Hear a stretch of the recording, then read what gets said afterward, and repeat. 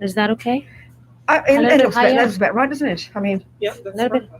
that's right. But that's about the right angle. No, it's fine like it is. That's good. That'll be good now. Hi, people. Good morning, everybody. Whoever's there. Okay. All right, so good morning.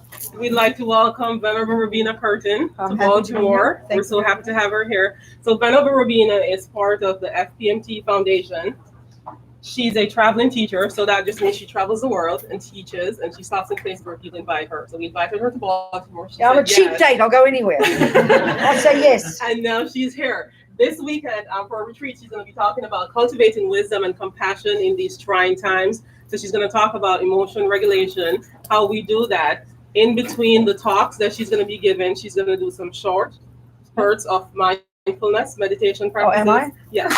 Oh. And then she's going to give time for questions and answers. Plenty of that. We'll have lots of discussion. Part of the deal, absolutely. Okay, that's it. All right. Good.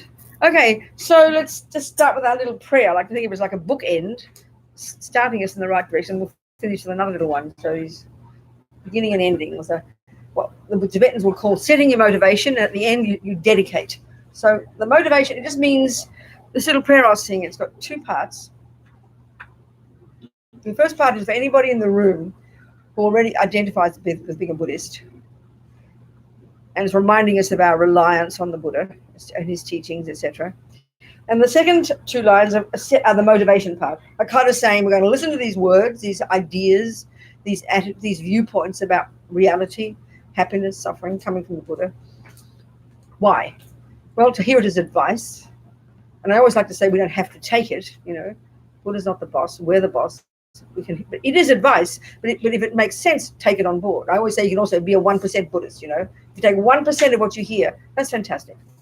So it's advice, but for what? Well, the key thing is advice for helping us develop what for the Buddha is our really quite extraordinary potential, which is what we're going to be talking about. It's the essence of Buddhism, this marvelous potential that we've all got. To be less neurotic, less deluded, less depressed, less miserable, more kind, more brave, more content, more compassionate, so that we, on the other hand, can be of use to this world. We live in this crazy world together. That's basically the motivation, roughly speaking, like that.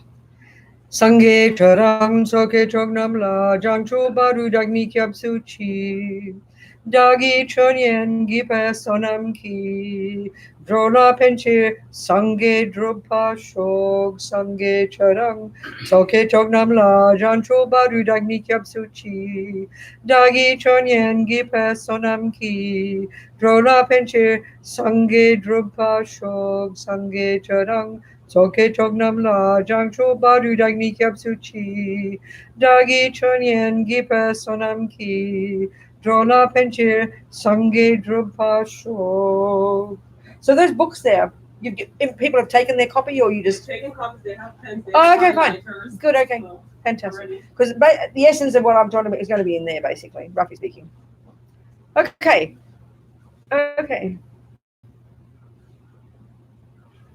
Well, when I first heard the Buddhist teachings, I was like 31 or something, in Australia, from Lama Zopa and Lama Yeshim. I happened to be my teachers.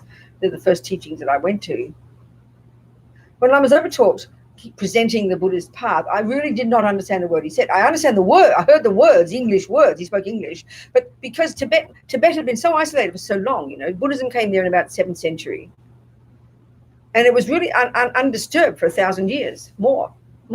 Up till 1959, when the communists came barging in. Well, 1950 they came barging in, saying it's their country. So since then, the Tibetans all fled away, fled and came to India. And then in about the 70s, all the hippies, for whatever reason, I don't understand, it's very bizarre, but hippies, whatever, kind of conflated spiritual with drugs. I don't know why we did that. It's very weird, isn't it? You think spiritual comes on with drugs. So went searching for drugs and spiritual paths in India and Nepal. So bumped into these Tibetans. I mean, they'd since 1960 had come to India, and that's when it began to really get interest in the West. So I met the Lamas in 1976 in Australia. In fact, they started traveling by then. Met many Western students, and I remember I really didn't understand a word he said. It was such arcane. It was bizarre. The constructs, the ideas, I couldn't understand it. It was a whole month of teaching. I didn't understand a word. Then Lama Yeshe would come along, the other Lama, and he somehow from the beginning, he had this capacity. It was like he was born a hippie. He could just somehow speak like we spoke. And it was this immense relief. I'd kind of sigh and say, thank God this makes sense, you know. And so somehow, for me, when I became a Buddhist and became a nun, because I felt this was my path, you know, whatever. I really felt this is it's our job at this time, us Western people, so-called Western people, this bridging time, you know, Buddhism coming into the West. It's our job to kind of internalize it and then process it and then kind of speak it out in language that we can all comprehend without polluting, without diluting it, you know. And that for me has been a very major part of a very important thing for me. And Lama Yeshe was a real key to that. So for me, it's. I know when I first became a Buddhist, when I first heard these teachings, the thing that really blew my mind that I loved about Buddhism was that it's not. I mean, that it didn't. That we're the boss somehow. I'm going to be talking about this, you know. That Buddha doesn't posit, as we're going to talk, does not posit a creator. He's not a creator. Therefore, he's not the boss. Therefore, he doesn't punish and reward. There's no concept like that in Buddhism. The whole idea in Buddhism, of course, as we talked yesterday, and we'll go more, is that we create ourselves. I mean, it's kind of weird, but we'll go into it, you know. So for me, I found that very powerful, very empowering. That we're in charge. We create our own happiness. We create our own suffering. But the other thing was, all the time you're hearing the way Buddha says it, don't just believe what I'm telling you. Check it out. Don't believe it. So that it's said in a certain way in India and then in Tibet. But the way we'd say it, I mean, this is really a powerful point, and I always like to bring this up first because it implies the way we listen to Buddha's teachings. So because we're so familiar with the idea that religion equals creator and that equals belief, because naturally you can't prove what a superior being says. That would be extremely arrogant to prove that God is right. We don't talk like that, do we, in Christianity or in Islam? And I'm not criticizing that view. But that's the point about them. That's not the Buddha's view. So Buddha says, don't believe a word I'm telling you. Check it out yourself. Prove it for yourself. And if you think about it, that's exactly what we mean by science. Like, I mentioned yesterday, and it's a very powerful point for me. I notice around the world, we all ask the same questions. Really, every country I go to, we ask the same questions. It all comes down to the same thing, you know. But there was only one question I've ever had, still only ever once. And it was a scientist in New Zealand, and he said, who revealed the teachings to the Buddha? Which is a perfect question for a creative religion, because it's revelation from on high. Naturally, is how it is. So he was very shocked when I said, well, nobody. What are you talking about? I said, would you ask Einstein who revealed relativity to him? No, you would not. And that's shocking, even as we say it, even among Buddhists, it's shocking because we tend to think of it as a belief system. And broadly speaking, it is because it's so-called religion. But the crucial point, if there's no creator, then it's a really logical question. Where does the information come from? If you're reading, I mean, it's very obvious, but we don't think of it this way. If you're reading a cookbook, you see the author, Mary Smith. You know that every recipe in that book came out of Mary Smith's mind. She might have taken them from a grandma or a mother, or she might have learned them from someone else, but we know it's coming through her mind, you know? They're her recipes. And we know she just didn't make them up. She just didn't kind of fantasize them. She didn't have a vision of them. She didn't dream them. She didn't make them up, and they're very rigorous. I mean, you look at the amount of work a cook would do before they dare to put a recipe in a book. They test it 20 times. It's not just made up stuff. It's according to certain laws and rules, and it comes from that person.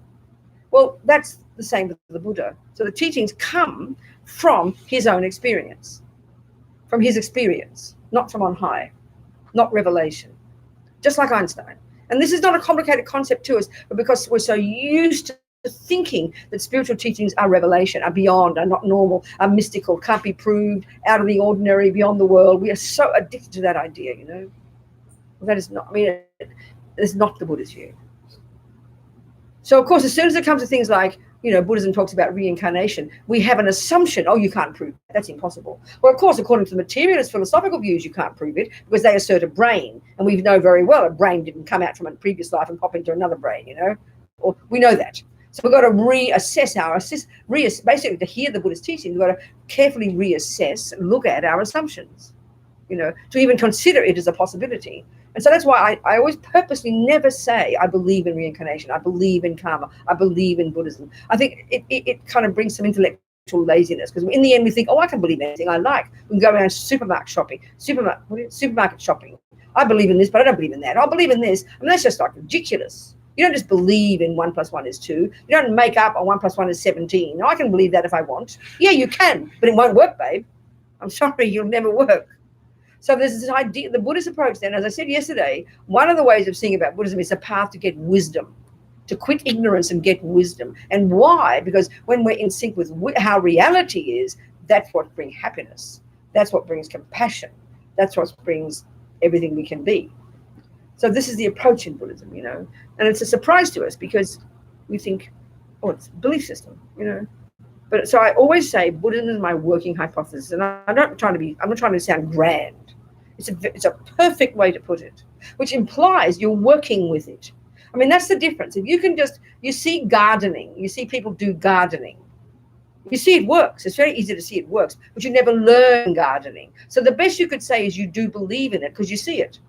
But you don't know gardening. And until you know gardening, there's no benefit in believing in it, because if someone says, please grow me a potato, you won't know how. So you've got to know how to use it, not just believe in it. And there's a crucial difference there. So that's the approach. But you've got to start somewhere. So when, let's say, I always use the example too of, let's say, acupuncture. I mean, 50 years ago, maybe 50 years ago, who knows? I don't know, in Baltimore, maybe you'd heard about someone who sticks needles in you. Think these weird, wacko people, you'd keep yourself away from them.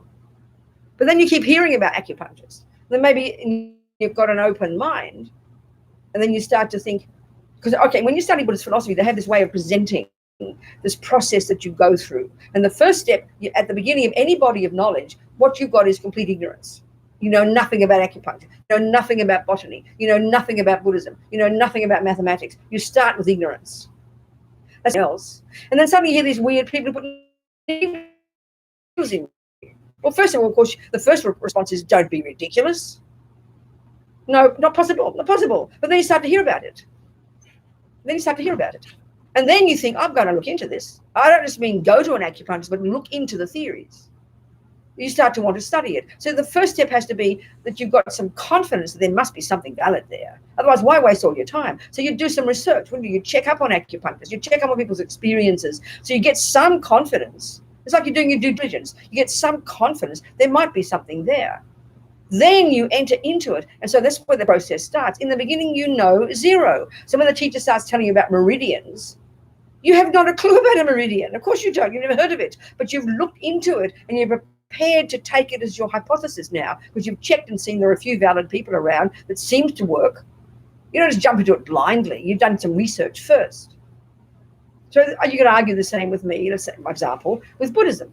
I heard Lama Zopa, Lama Yeshe. Then I read about the Dalai Lama. I heard about his reputation. I heard about the monasteries. And so you do your research. So it seemed to me there was some basis in what I heard, and they call this inferential knowledge. I hadn't proved it yet, but there seemed to be some valid people on the planet who looked like they seemed to be putting their money where their mouth was. So it seems like it's a reasonable thing to look into. So I decided to enter into it and commit myself to becoming and being a Buddhist. But so I took it as my hypothesis. Of course I did. So my first, yes, hear about the Buddha would say your mind is not physical. There's a meridian. Both, you can't prove it. But you've got to start somewhere. And you've got to start intellectually. But you've got to be confident before you start listening to it, before you start entering into it, before you start trying to practice it. You've got to get some confidence that you can find the teachers who embody it, who would appear to be reasonable examples. That's obvious. We call that market research, So the first time you hear about, you go to your first acupuncture class, you got your pen, your note, your paper and your pen, and she says, now let's talk about meridians. You've never heard of a meridian. You don't start saying, what are you talking about meridians? You shut up and listen, When you go to listen, you take your first class at mathematics. She told you 1 + 1 is 2. Wow, you've never heard of that before. You don't argue with it. You go home and then she tells you, your teacher says, go home, Robina. She basically says, do your homework. What she's saying is, go and prove it to yourself.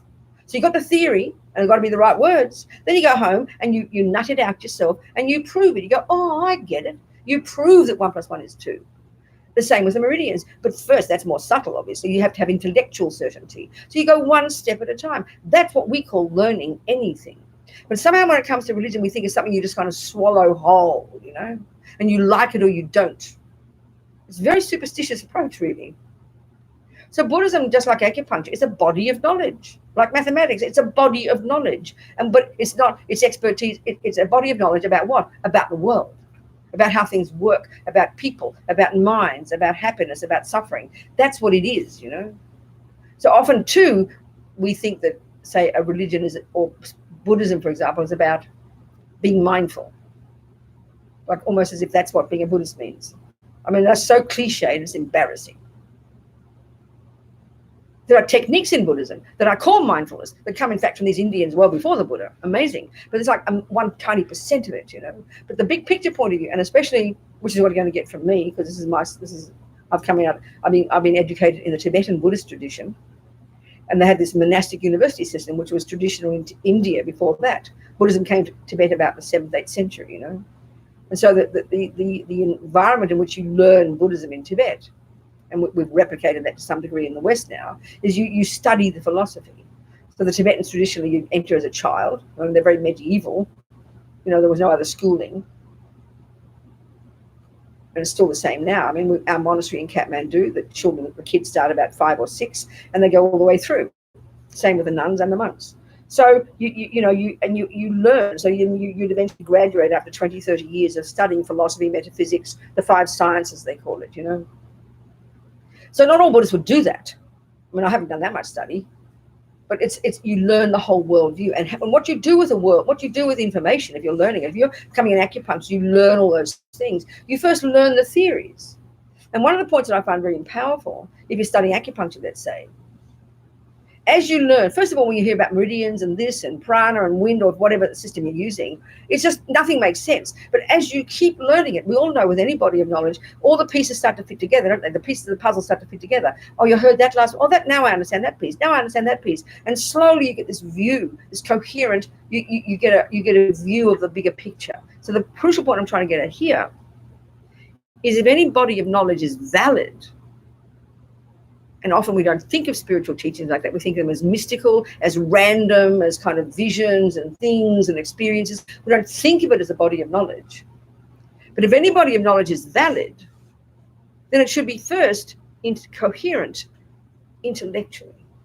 You could pass your acupuncture exam without having put a needle in anybody, because you're learning the theories. This is really obvious. It's really powerful. And it's the same here with Buddhism. It's just a bit of, you know, anyway. So what is Buddhism? What is Buddhism then? And why would you want to be a Buddhist? Like I said yesterday, actually, there's different approaches to being a Buddhist.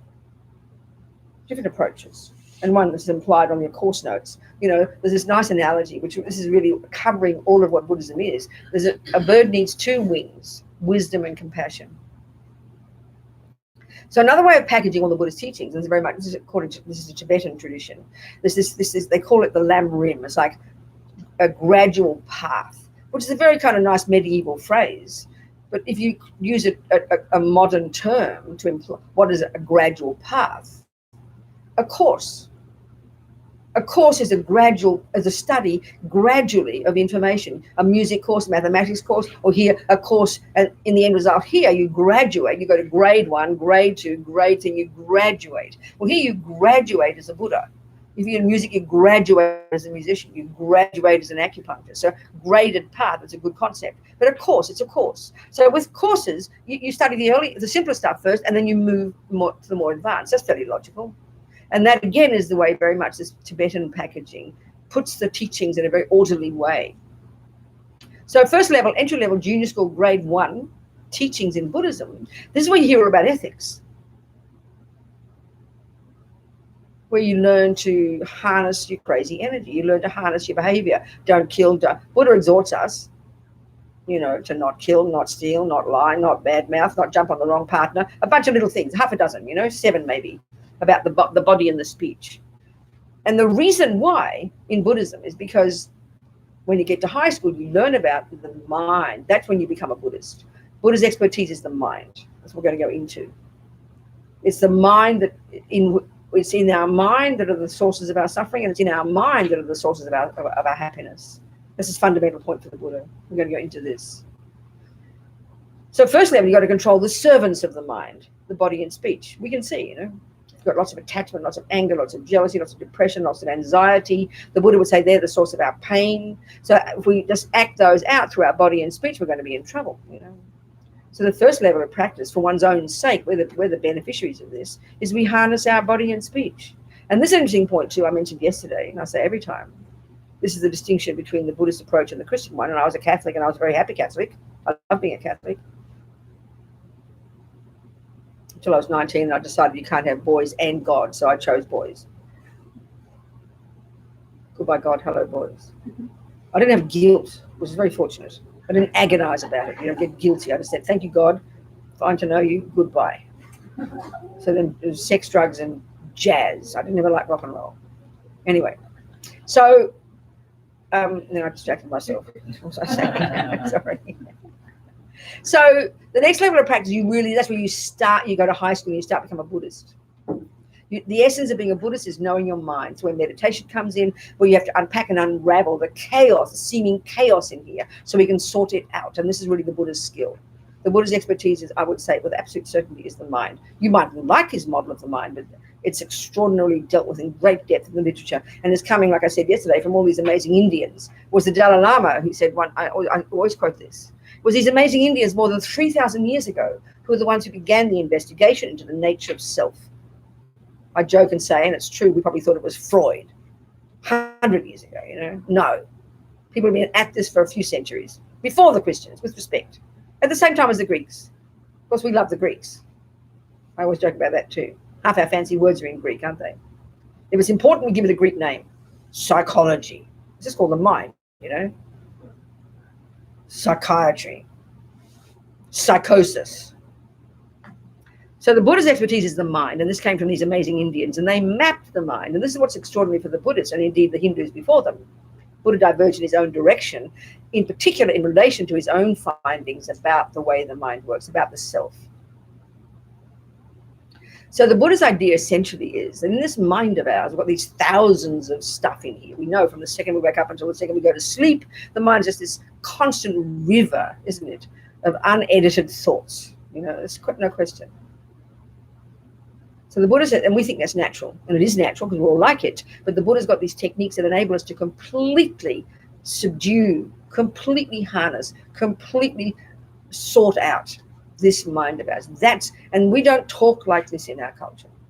We talk about the brain, and I'm not complaining about a brain, but you ask these dudes way back, the Indians before the Buddha, and indeed the Buddha since, from Asia, where their brain is, they wouldn't have a clue, but they know their mind intimately. Tibetans point here, because it's an internal process, and that we don't have in our modern psychology. We have to some degree these days with lots of good therapists, people looking inside. It's fantastic. But the Buddha's view about the mind is quite distinct.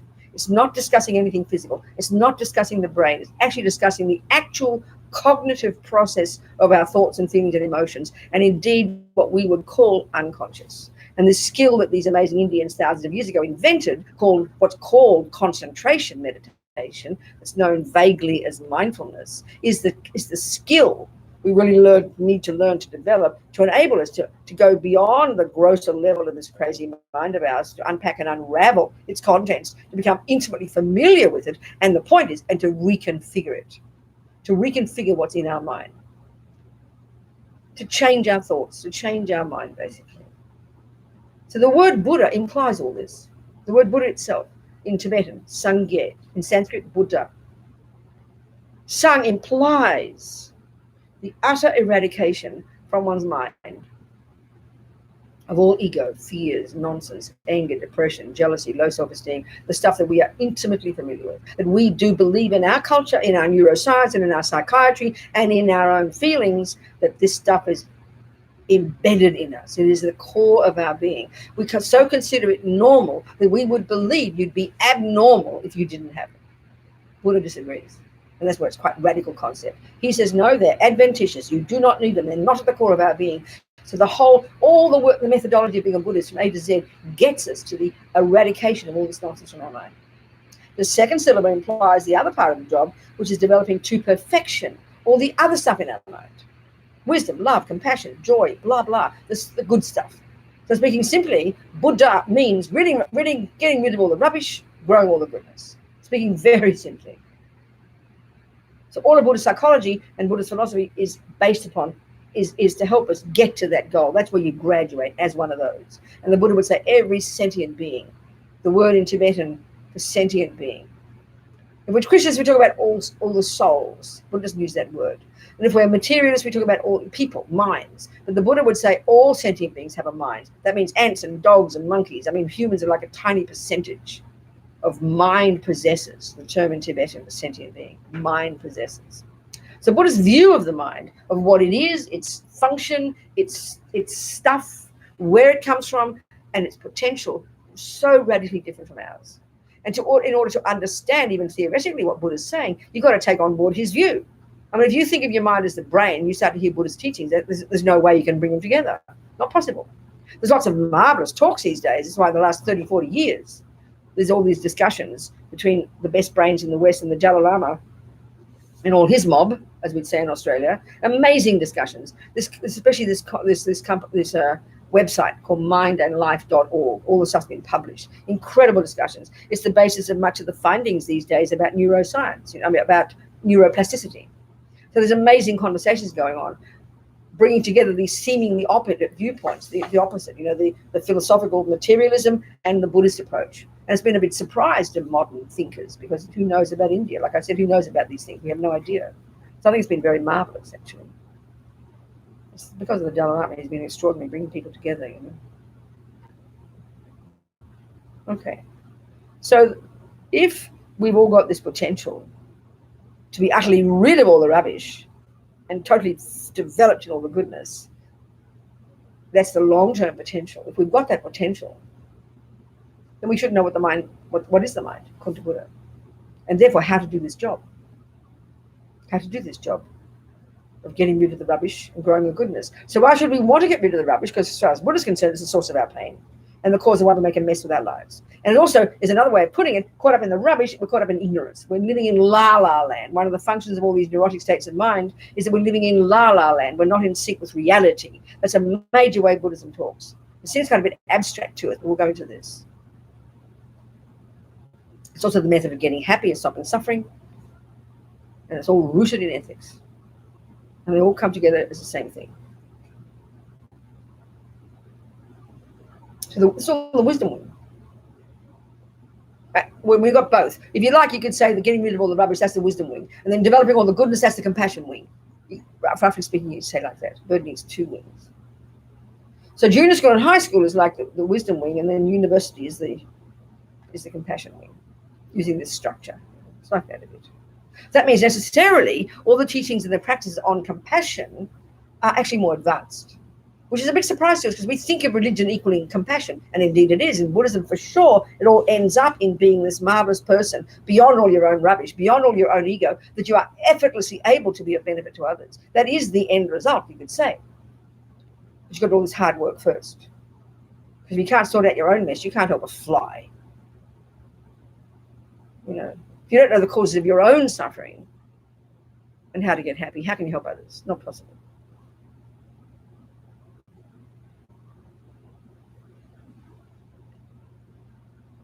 Okay, so let's look into Buddha's view about the mind. The word consciousness and the word mind are virtually used synonymously in Buddhist philosophy and Buddhist psychology. Excuse me.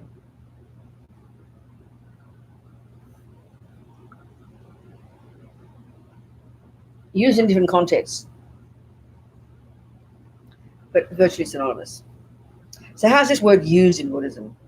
It's used to refer to all your thoughts, intellect, concepts, feelings, emotions, unconscious, subconscious, instinct, intuition, this entire spectrum of our inner being. Even if you like the word soul or spirit as being some distinct separate part of you, Buddhism doesn't talk like that. For him, if you want to even tack that word onto the end, that's kind of, even the Buddha would refer to this, all the word he uses for all of this is consciousness or mind. He doesn't have a separate word. First point. Second point about the mind. It is not the brain. It is not physical. Now, this is a shocking concept to us because those words for us are synonymous. Brain equals mind equals brain. That's clear in our modern and in our, philosophical materialist views of the world. Not for the Buddha. It's very clear, very simple. Shocking as it sounds. We'll just take that for now. We'll take that as a hypothesis, okay? Which doesn't mean you don't have a brain, and which doesn't mean your brain doesn't play a role. I mean, the way I'd like to say it would be that, you know, the brain is like the indicator of what's going on. It's like the physical indicator of what's going on in your mind. And that's probably a useful way to put it. But the point about the mind being, this next point indicates it can't just be the brain, because the Buddha asserts these much more subtle levels of mind. And the best, I mean, we don't have a concept like that in our culture. So all you can do is hear the words. A subtle level of cognition, a subtler level of mind that necessarily doesn't depend upon the brain. And this is coming from these Indians, these ingenious beings thousands of years before the Buddha, into which, you know, that he went through that system and then diverged in his own direction.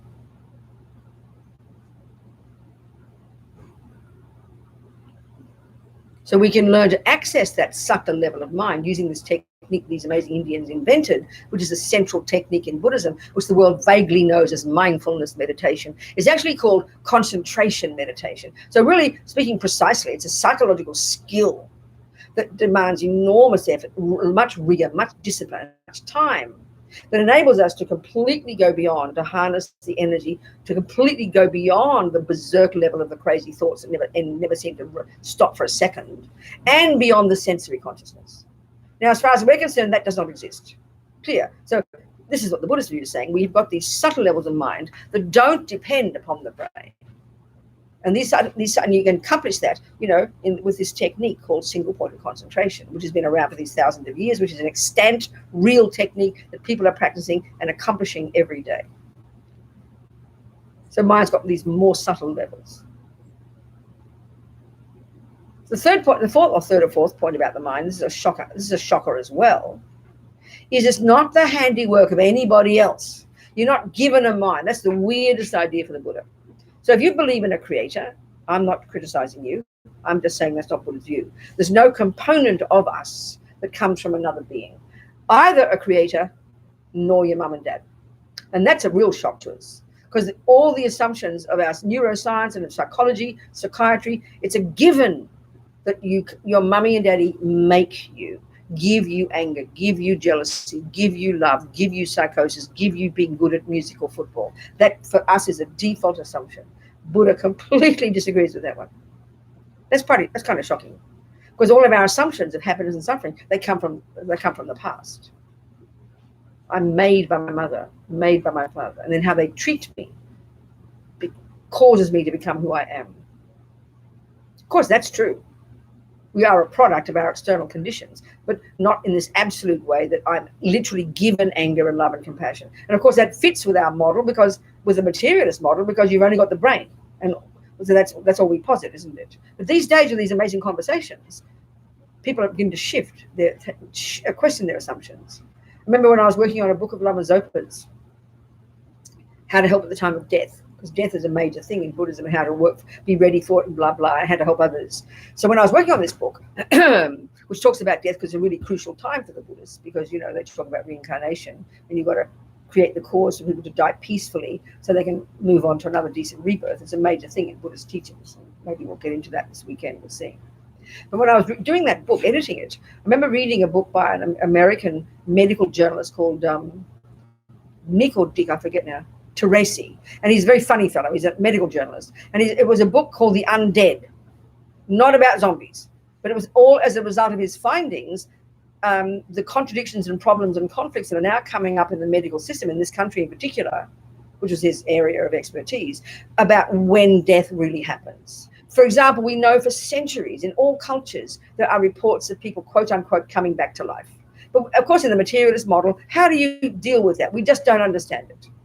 So lots of examples like this, and all of this was in the context for him in the area of the one of giving organs, where this stuff is kind of going to be really, you're going to run up in front, you're going to really run into these problems. People coming back to life when you thought they were dead, you know. So real confusion now. Which I think it's marvelous. People are questioning their assumptions about what is life and what is death. What is it in there, you know?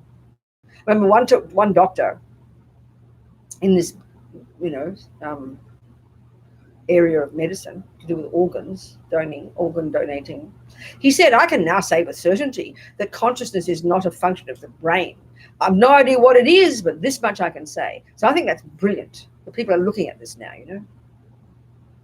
It's fantastic. I mean, the Buddhist view is very clear that when you stop breathing, you're not dead yet. The consciousness goes to this, got these subtler levels of consciousness, like I said, that don't depend upon the brain.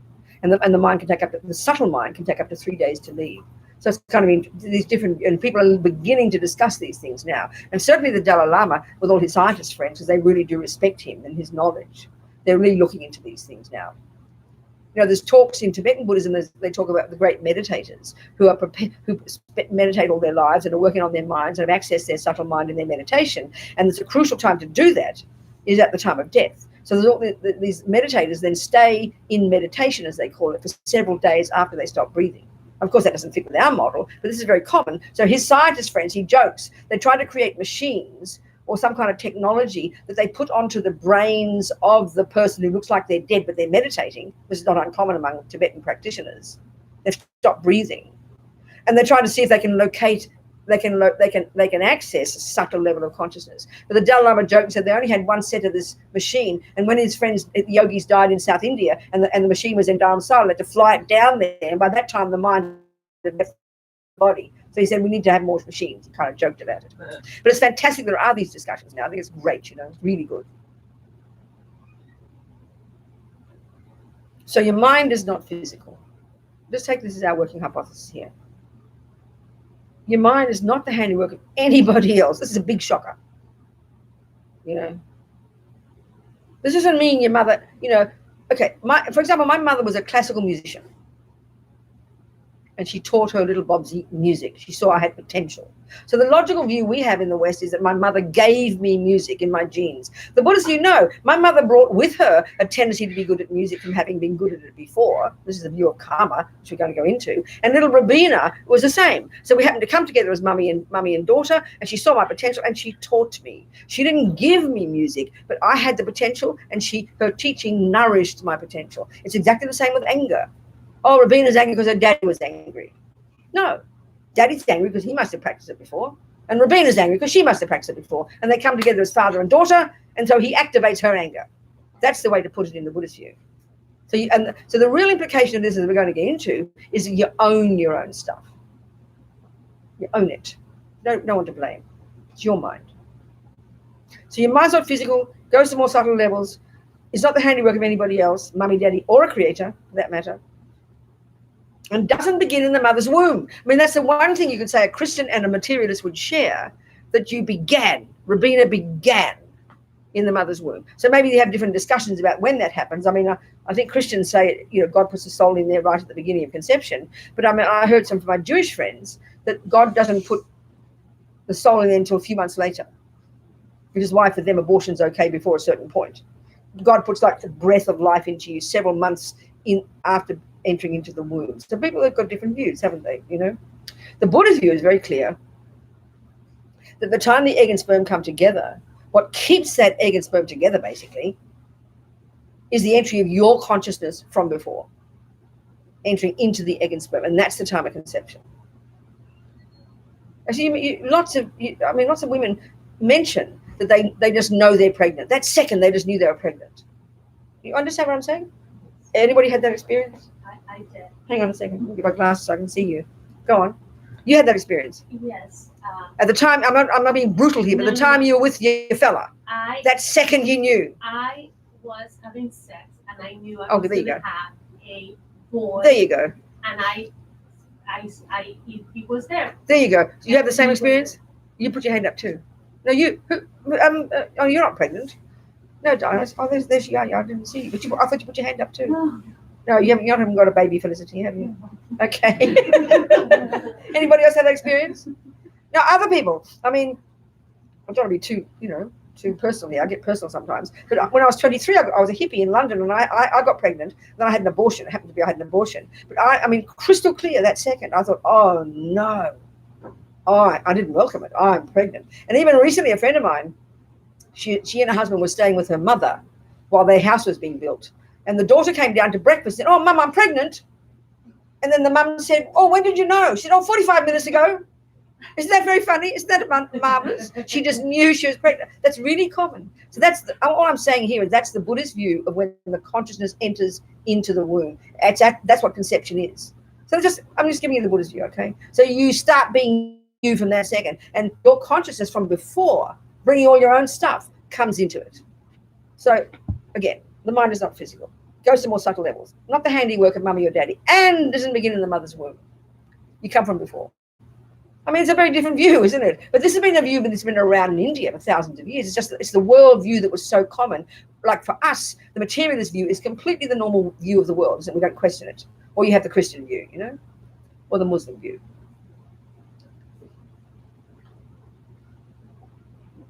Okay, so that's just some points, just bullet points about the mind. But now let's look into the way it works. Look into our emotions. Let's look into the way the mind functions. This is the point, you know, the real one to understand. So if we look at this word, sangye, which is the end result that we can all accomplish to get rid of all the rubbish and full of all the goodness, and I'm speaking very simply, very colloquially, but it's a very straightforward concept, which is what the Buddha says we can all accomplish, then it's obvious that he divides the contents of the mind into the rubbish stuff and the good stuff. Now, we kind of know this intuitively. You know, when you're angry, depressed, anxious, jealous, you don't judge yourself. You just know it's horrible. You know it's painful. You know it's awful. You know you can't stand it. And when you're kind and loving and compassionate and wise, you're feeling upbeat. You feel spacious. You feel good. This is really obvious. And if you look at anybody else, you can tell as well. When a person is kind, loving, compassionate, they're happy. When a person is miserable, when a person is angry, jealous, depressed, they're miserable. It's sort of so obvious. So Buddha takes this as a very powerful point.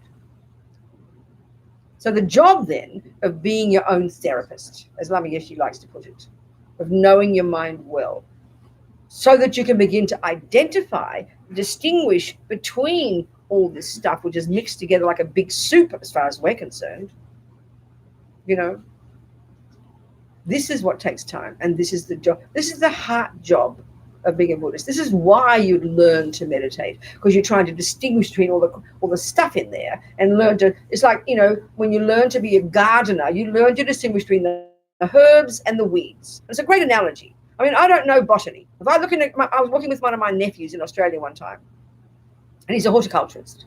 So we're working in this fairly as far as I was concerned, boring, barren piece of ground. Well, he was so happy. Justin was, oh, there's this here, there's that. He picked up this little berry, taste that, that's this and that. It just looked like boring stuff to me. I wouldn't tell one bit from another because I didn't have the knowledge of horticulture.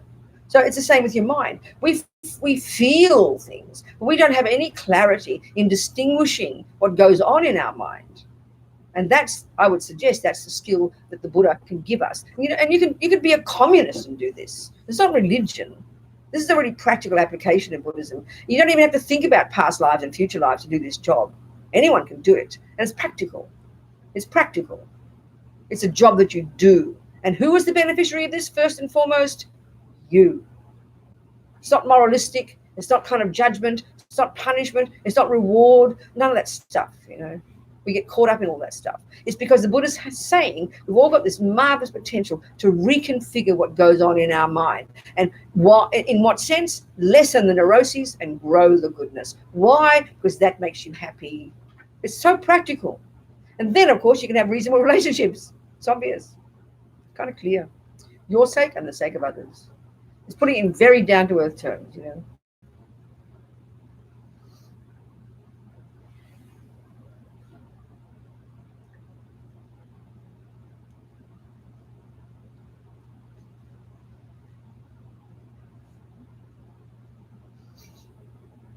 Any questions so far? Just clarity about terminology or anything you like. Are we going to have a tea break or something, Debbie? Is that the plan? What, darling? It's up to you. No, but only if there's tea. If there's no tea, there's no point having a break. Oh, okay. Oh, I see. But I think it's not tea break yet. It's all right. It just started. We'll see how we go. What are we doing for lunch? I'm going to order some pizza. Oh, good. Okay. So we're going to have lunch around 1 or something. Is that cool? Is that good? That sounds about right. Lunch at 12:30. Lunch at 1? Yeah? What do you think? Can I have a pizza at 1? What time is it then? It's 11:30 now. Are there any questions? I have a question. Yes, good. Go for it. So when we talk about death and organ donation, Yeah. So organs are harvested when you're pretty much That's right. dead. Exactly. Because then they would be of no That's right. use. Yeah. So from the Buddhist perspective, Yes. it's recommended that you be an organ donor. I understand. I mean, yeah. Okay.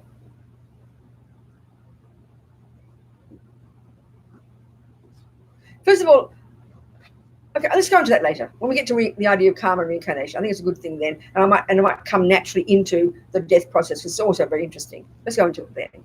All right. Thank you. Yes, Rocio. I am very interested in the future to learn about mind and its functions. I have tried to read about it. Yes. But It's very complex. It is, exactly. Exactly. Exactly. Oh, yeah. And I know you know that the basics, but I am very intrigued about those the mind. What is inside the mind? I see it as bubbles coming out of. Yeah. Okay. I mean, okay. I don't know. I mean, what's we're talking there? about mind here, keeping it very simple. Let's just go in. I'll talk about what I'm going to be talking about now. Okay. Try to understand the way our mind works. Okay.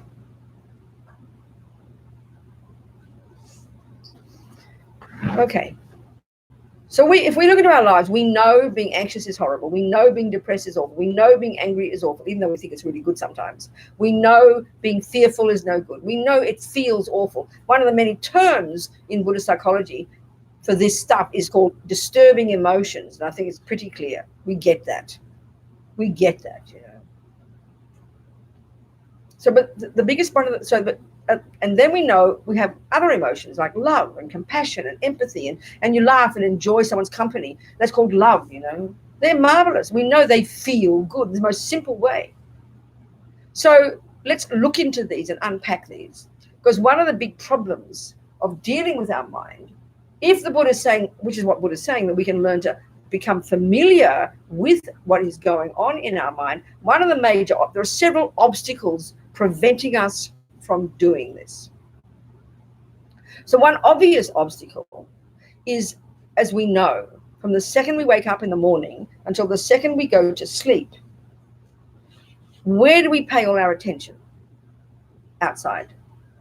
It's not a moralistic idea. Think of it practically. We are totally involved with the outside world. The second you wake up, you might have a hubby right there. You've got the kid, you got the dog, you got the cat, then you have the breakfast, then you have the house, then you have the traffic, then you have the people at work. Until you go to sleep, we're completely aware of, our mind functions to be aware of the outside world.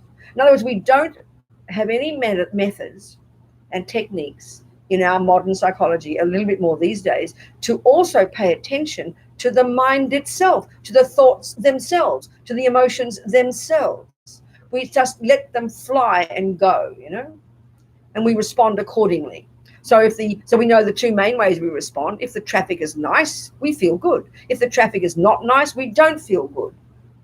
We know we have those feelings, but our absolute assumption is the traffic caused those feelings. I'm feeling good today. Why? The traffic was nice. I'm feeling good today. Why? My husband made me a cup of tea for breakfast. I'm feeling good today. Why? The sun's shining.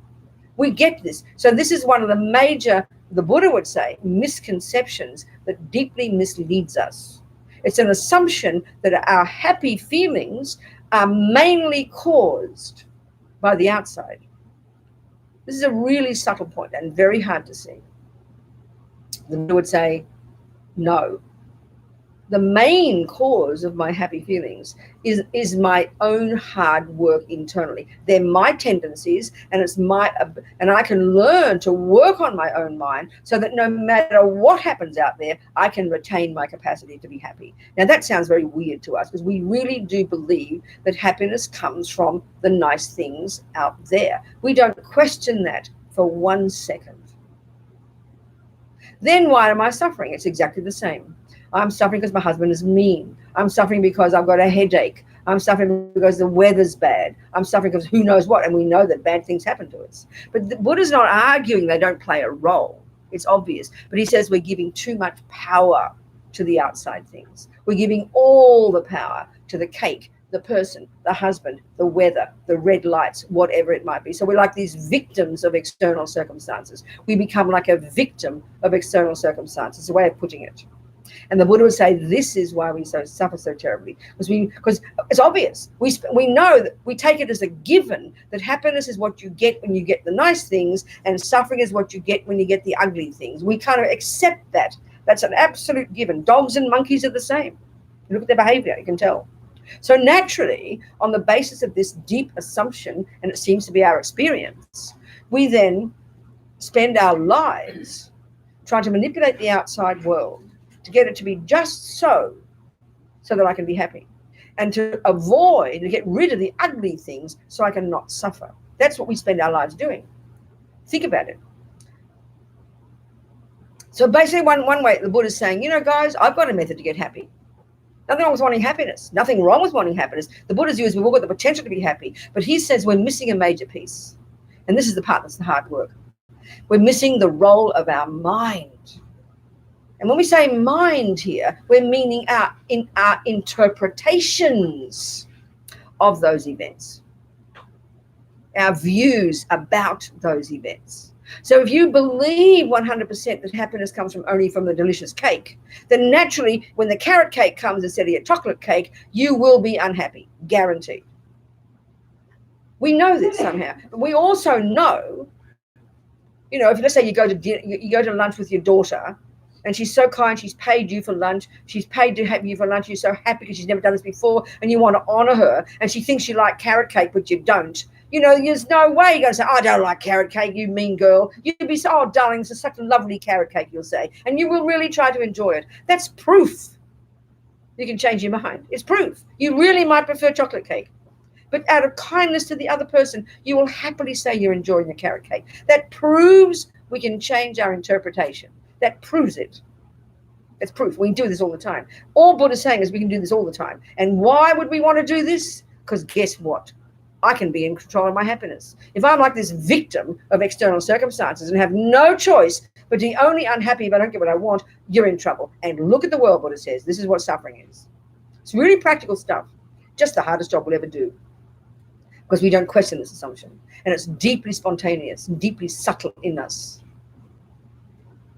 So these words are easy enough. We get them, but why is it hard to do? Well, not a complicated reason. It's because we're addicted to the other view. We're addicted to believing the external event is the source of my happiness and suffering. And it's very spontaneous and very subtle and very automatic. So then one of the major reasons it's hard to do this is because we don't notice what's in our mind until it's too late. This is a really important point. And the other one is we notice when emotions are strong. So if we think about it, all the thoughts are there all the time. They're chatting away underneath while you're doing the dishes, while you're driving the car. You know that there's just a stream of thoughts and we pay no attention to them. But when do we pay attention? Is when one of those thoughts comes rushing to the surface and becomes an emotion. Then we notice.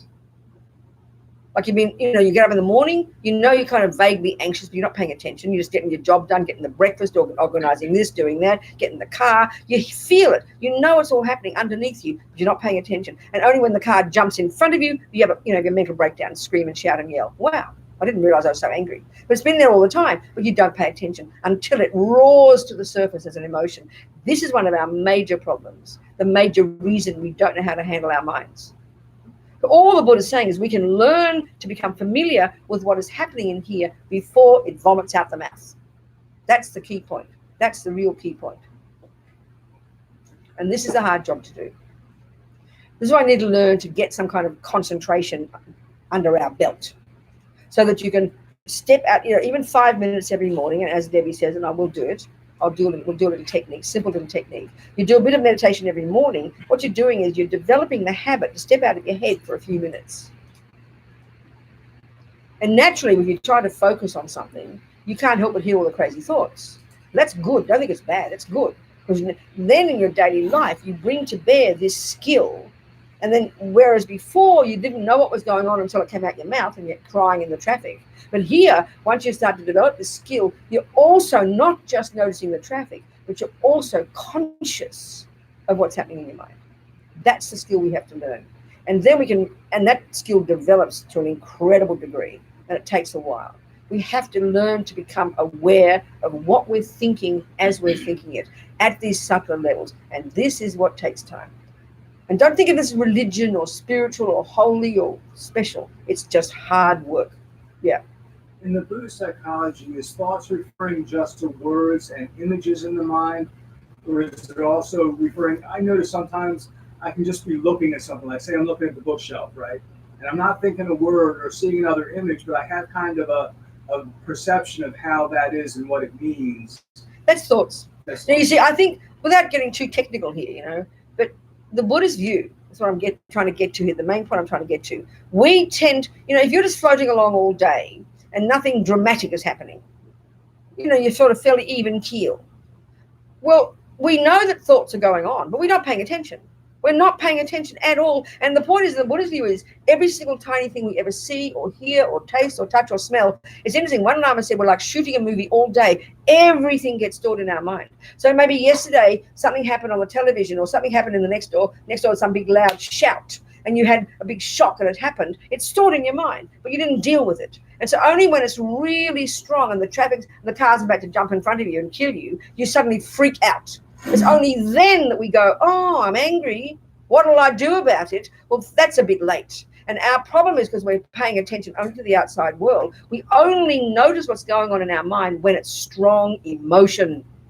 And that's the tip of the iceberg. The point I'm getting at now, which is part of your question, when we start to become familiar with what's happening in our mind, in other words, not waiting till it comes out as emotion, not waiting until it vomits out our mouth, we start to listen to what's going on in here. And that sounds a bit abstract to us, but we'll talk about it.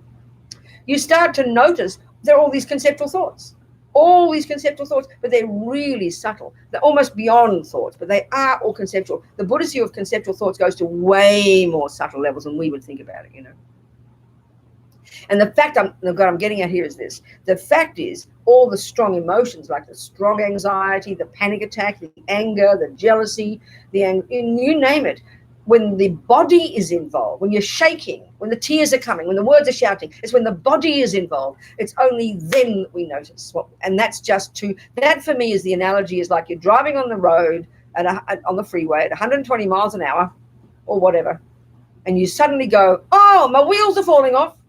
What'll I do about it? Well, it's a bit late, don't you think?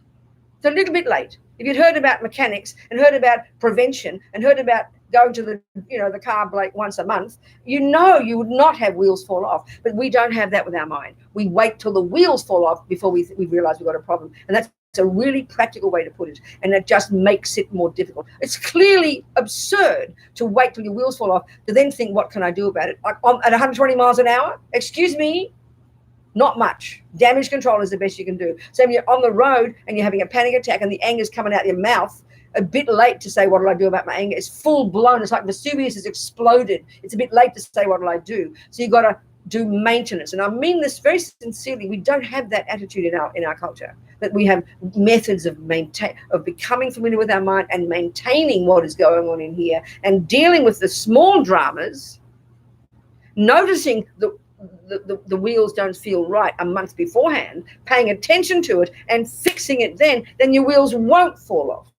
If you're dealing with your mind every day and you're noticing you're annoyed in the morning because the husband put the toilet seat down, didn't put it down yet again, the kids are shouting yet again, but you're working with your mind. You're dealing with all these conceptual stories before they become emotional.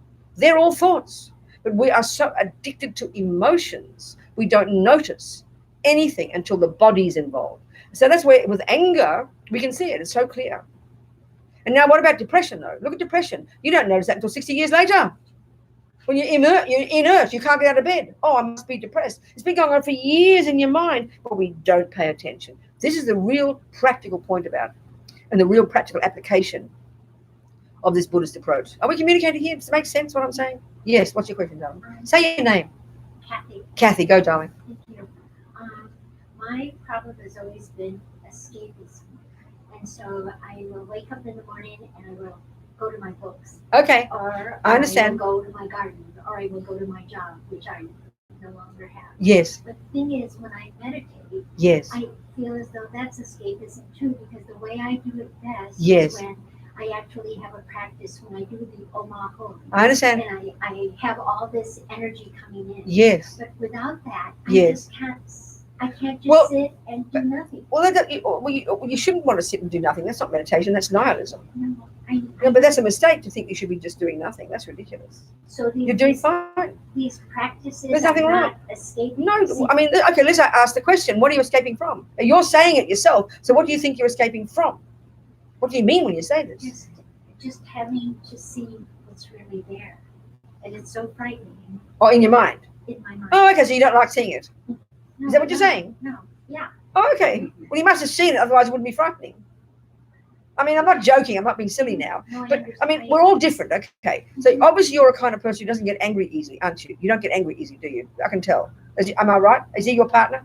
Yeah. Am I right about her? She doesn't get angry easily? He's not my- Oh, he's not your I partner. know. But you know she's her. my friend, But you know that she doesn't get angry she easily. doesn't. There you go. See, this is very interesting. Let me just go. Okay, I'm not going to answer directly, but I'm going to say a few more things that might help you understand, and we'll go back into this. It's a very helpful point. Thank you. Seems kind of okay. So now, if we look into the main problems,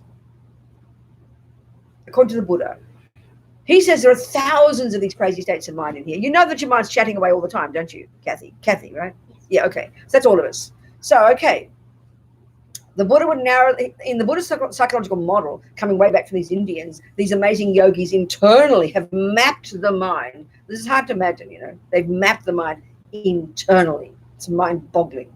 So, but the Buddha narrows all those crazy, he lists many of these variations of all these crazy thoughts, as well as the virtuous thoughts, because the Buddhist model of the mind divides all our thoughts into the rubbish, ridiculous, fear-based, I-based, neurotic, unhappy, unpleasant ones, the valid, reasonable, good, not fear-based, not I-based, useful ones. They're the two main things, the positive states of mind and the negative. And it's not a way we think in modern psychology, but it's a very powerful way of dividing. And this is the basis for knowing your own mind. You're using this as your basis to distinguish between the weeds and the herbs, basically.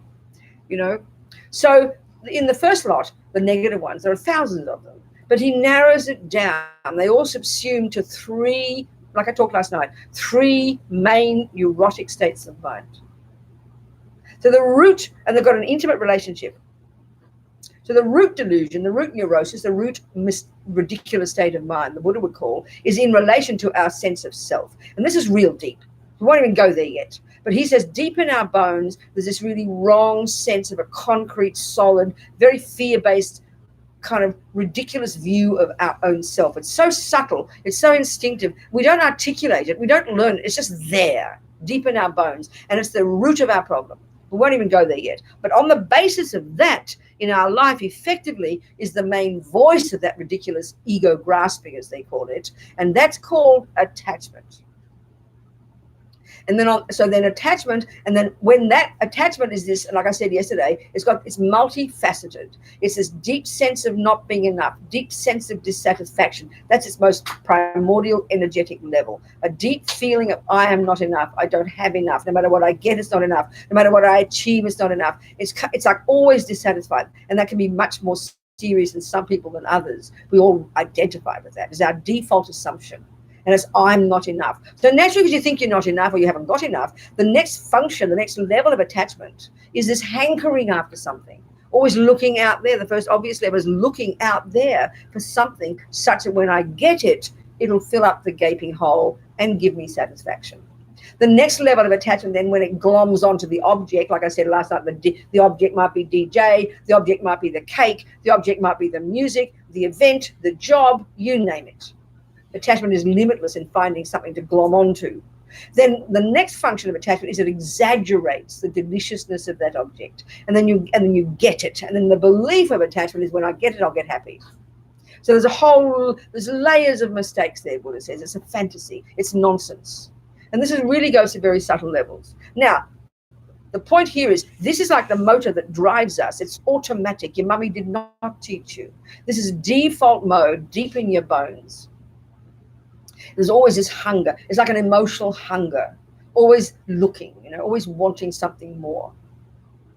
So then the point is this attachment like drives you. And that does not mean just nice things, but it means one way of describing this attachment is this frantic hunger in us to always only get the nice things, Kathy. That's where you're describing how yours functions. You go to the things that make you happy. You don't want to look at the other stuff, so you go to the whatever you just said. Everyone does that to one degree or another. We all do that. That's what attachment is. So the moment attachment doesn't get what it wants, that's the third one in this little hierarchy of 3 states of mind, and that is simply called aversion. So a volatile level of that is anger. That's my style. When my attachment didn't get what it wanted, when it met what it didn't want, then I'd be shout and yell. Yours, you just put it aside and you run back to some other cute thing. You avoid it. You live in denial of it. Do you get depressed? I'm not trying to be personal. Do you get depressed? Only when my husband died. Otherwise, I never. Okay, well then you're very fortunate. That's very fortunate. So that means you mustn't. But I mean, you've got aversion. See, attachment is the motor in all of us. It's always wanting the nice things, right? And the moment it meets not the nice things, different responses. Mine will be to punch and kick. Yours is to avoid. You understand what I'm saying? And that's what a patient person does, which is a marvelous quality. You should be very happy. You've got patience. Do you understand my point? Because there's attachment and aversion. They're the two main ones. And these words in our psychological models in the West, this sounds like ridiculous. It just sounds like so foolish, so kind of childish almost, the talk here. But this is really a profound view. If we can understand this attachment, this motor that drives us every second, and it's this frantic craving in us to get only the nice things. It can only bear the nice things. It can only handle the nice things. And we all know 1,000 times a day, attachment won't get what it wants. And this is all beyond articulate. We don't even articulate this to ourselves. It's so instinctive, So the second my attachment meets the wrong sound, the wrong smell, the wrong taste, the wrong words, the wrong whatever it might be, then aversion automatically, that millisecond, aversion arises. And aversion is like a panic attack.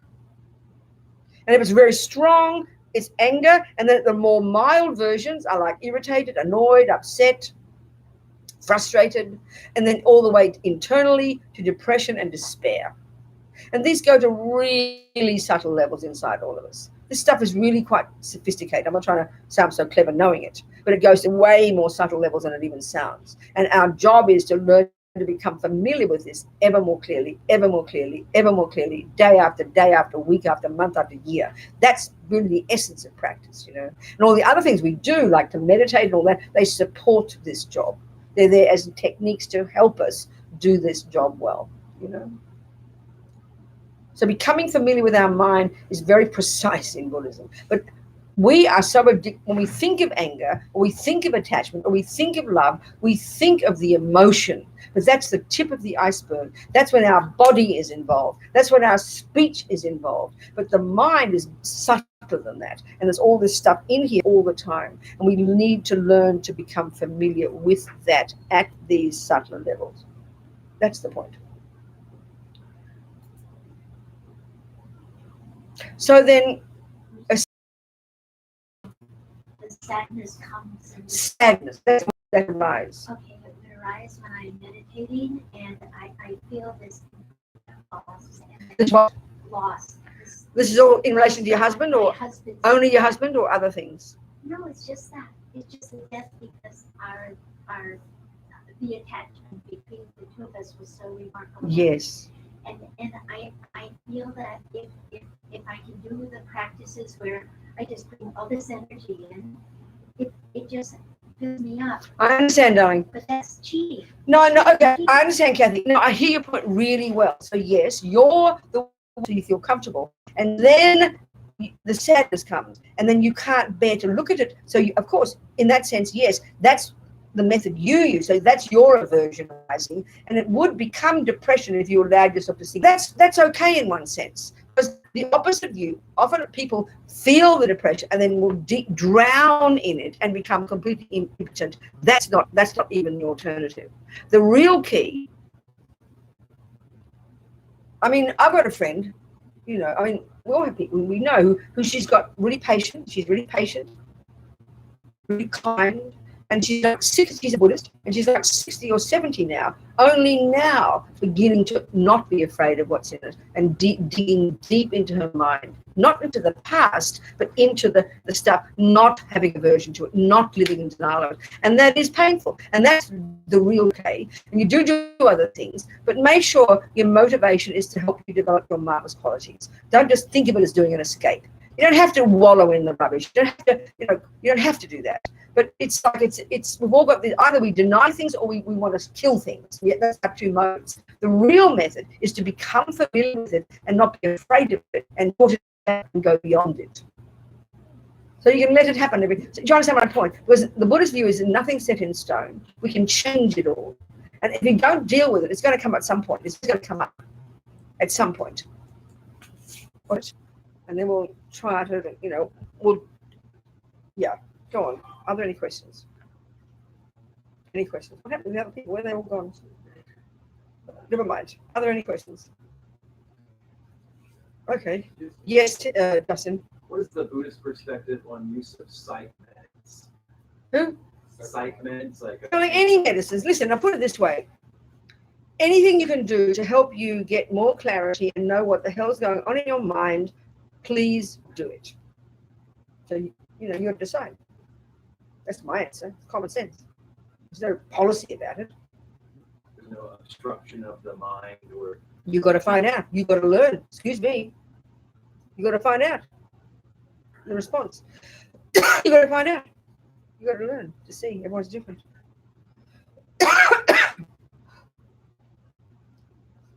Okay. Yes. More about depression, so am I understanding correctly? Exactly. Exactly, darling. That's right. Exactly. We can't. She's not a variation. Kathy's a variation of it. So she doesn't just have aversion. She doesn't want to go. She has these mind. They've got the key function of exaggerating certain aspects of the object. So attachment in its nature over exaggerates the deliciousness of something. Aversion over exaggerates the ugliness of something. Really, very simply, it's that. You get my point? So we have given up attachment and fearless. We'd be very, very content. We would not have any cravings. We'd never feel dissatisfied. Whatever arises, we will be able to handle it. We'd have enormous courage, contentment, stability. We'd be joyful in our nature. We would be joyful naturally. So attachment, at the moment, with the default mode, we always think we're not enough. That attachment, and then we're always looking for something. Looking for some delicious thing. And then we know eventually, after the third piece of cake, it'll fade. It'll start being ugly. So then we try something else. And then we try something else. And then we try something else. All the time trying to feed this need to get something good because we don't know how to access it internally. Do you understand? And the moment something and the aversion arises, we either punch it or we live in denial of it or we just kind of, as she says, just sleep from it because we can't cope. Aversion is a very panic-stricken state of mind that just can't bear the non-pretty things. Do you see my point? It's very, very simple concept, psychologically, but it's very profound and goes very deep in all of us. So you can see some people always getting angry because they just can't, it's like they can't cope with the things that they're seeing. And because they've got attachment, their attachment's so strong and so fixed in the things they think that they want. All the time they're meeting things that they don't want, so they're always having panic attacks. And then depressed people, they don't notice it, but it just goes deep inside. Kathy's way is avoiding it and rushing off to a pretty thing. And she's fortunate that she can do a little meditation and makes her feel good. Very fortunate, Kathy. Do you understand? So you're not killing people, darling. Angry people do that, right? Or depressed people kill themselves. You do neither of those. But in the end, the Buddhist point is we have to become intimately familiar with what's in there so we can get rid of all the rubbish. We can get rid of the attachment and rid of the aversion. This is a long-term job. Do not hold your breath. But it takes courage because we can't stand the pain, basically. Attachment is like this little junkie in us that only is like a baby that only wants the nice things. And that's what we're trying to do all the time, to get the nice things. But then the fact is, what Buddha's saying is, even when you do get the nice thing, You get my point, Kathy? Attachment, the thing it gets doesn't last. So we're frantically searching all the time. Now we'll get the next one. Now we'll get the next one. Now we'll get the next one. So, but this is hard. This is deep, deep, subtle stuff. You understand? So aversion has this, the volatile one, the mild levels of it, irritated, annoyed, upset, or depression, despair. There's the whole spectrum. And we're running between these two 1,000 times a day. So what we're doing is living in denial of reality in a very simple sense. And when you've gone to even some degree of practice, where you've learned to subdue to some degree these crazy states of mind, necessarily you become more content without needing an object. And therefore you get more brave when the bad thing happens. It doesn't give you a panic attack. That's the proof of practice. That's you become more stable, more courageous, and more content. Courageous is the way to put it. When we have lots of attachment, we have lots of aversion, whether it's depression or anger, or on the spectrum. So we're always struggling to kind of maintain this. We can never find the spot where it's going to work because we're always endlessly not seeing as reality as it is. Are you understanding, people? Okay. Yes, Kathy, go. But I think you just solved my problems. Because that's good. what happens. I will do these practices That's in right. the morning, That's right. and they'll be grand, and everything will be fine, and I'll say everything is empty. He's still here. I don't have to worry about it. But then, after doing it for a week or two, I'll find that it doesn't work That's anymore. right, precisely. So I take a break from it, That's right. and then I come back 2 weeks later, and it will work again. That's right. Then it never solves it. That's it, going. Yeah. So that's why. So what the point here is? Okay. I mean, are we communicating here? This is long term. Do not hold your breath, please, you people. Darling, move your chair. You're going to get a quick neck. Are you okay? I'm like stretching myself. Oh, all right. Very good. Okay. Thank you. Good. Okay, darling. No, she's fine there. She's fine. Good. So this is just long term. That's all. And that's where we got to have. When the more we do like the simple kind of mind, particularly one you're doing is a different kind of. You've got a teacher. It sounds like you got some practice. You got some teachers. You have it. Who's your? May I know? Garchin Rinpoche. Which one? Garchin Rinpoche. Where does he live? And Rico Kabu. Oh, okay, very good. Fantastic. So these meditations are wonderful. We can do all kinds of meditations, but this big one of concentration has got a very particular function. This is the one misconceptions about it. So the first misconception I think we've got about mindfulness meditation is it's like an alternative to a pill. You only do it when you're miserable. Well, I mean, this is just bizarre, you know. It's like ridiculous. The Buddha's approach is that when we learn to get some focus, which is what mindfulness is, you bring to bear in your daily life this ability to focus. And you don't just focus on the traffic and doing this, you know. You just learn to become more aware of all the crazy thoughts in here, as well as the good ones. And you start to make sense of them, and you start to feel more in control of them. This is the real benefit. So one misconception is, you know, you only do it when you're miserable. In other words, if I'm having a relationship with, I don't know, who am I having with you? What's your name? My name's Ian. Ian.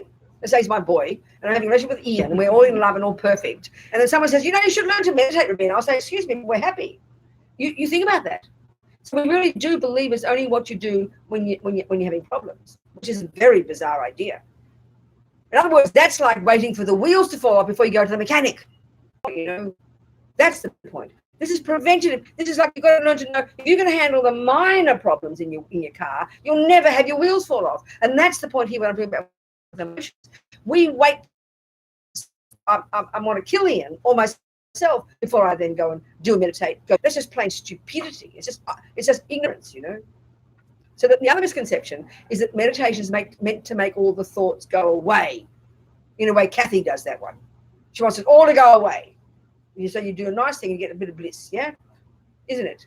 I mean, it's okay. We're all the same here. That's another absurdity. The next misconception is it's a relaxation technique. Well, I swear to you, it's like the opposite. There are wonderful relaxation techniques. Yoga has so many wonderful relaxation techniques. We need relaxation. And that is fantastic, but this absolutely is not a relaxation technique. And the other one is we think is to make you feel blissful, have some kind of visions. I mean, there are these ridiculous misconceptions, you know. But what if it's not any of those things? If it's not a relaxation technique, if it's not to make all the thoughts go away, if it's not to have a vision, and if it's not, It's intelligence. And why would you want to concentrate? Well, think about anything you do in your life. If you can't concentrate, you can't accomplish anything. If you can't string more than a few thoughts together without losing the plot, you can't make a cake, you can't drive a car, you can't do anything. So don't think of it as religious. It's practical. You've got your neurotic, ridiculous, I-based, fear-based states of mind that the Buddha says make us miserable, that are living in cause us to live in la land, that we can lessen and eventually get rid of long term. Second, we have the valid, reasonable, virtuous, appropriate states of mind.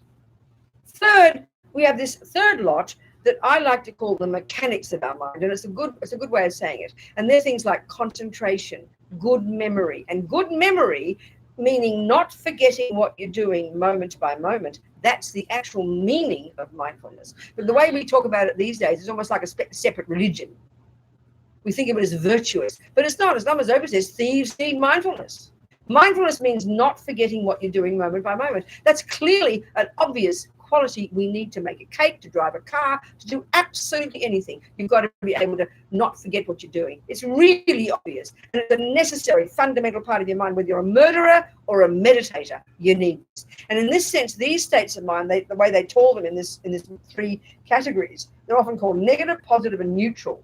They're not neutral in the sense that they're not important, but they're neither virtuous nor non-virtuous. Virtuous and non-virtuous, or negative and positive, have a very specific meaning in Buddhist psychology.